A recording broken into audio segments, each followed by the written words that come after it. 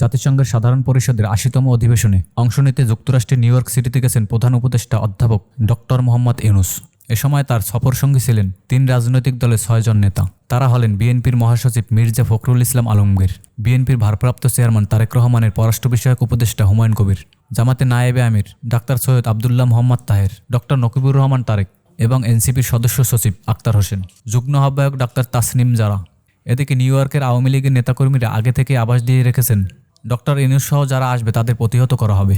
তারই ধারাবাহিকতায় new York Awami League BNP মুখোমুখি অবস্থান কর্মসূচি পালন করে এবং উভয় পক্ষ বিভিন্ন স্লোগান দেয়। ওই সময় তাদের মাঝে ধাওয়া পাল্টা দেওয়া হয় এবং হাতাহাতির ঘটনা ঘটে।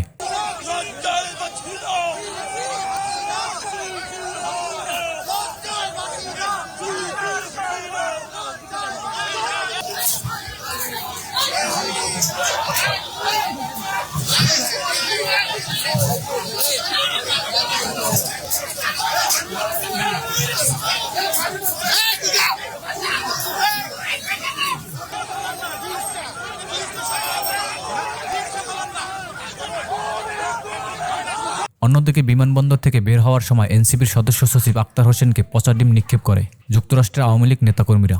একই সময় এনসিপির যুগ্ম আহ্বায়ক ডাক্তার তাসনিম জারাকেও অপমান করতে দেখা গেছে।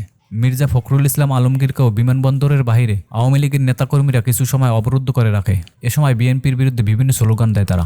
এক পর্যায়ে আওয়ামী লীগের নেতাকর্মীরা মির্জা ফখরুলের গাড়ির সামনে শুয়ে পড়ে। পরবর্তীতে পুলিশ এসে তাদেরকে ছত্রভঙ্গ করে দেয়।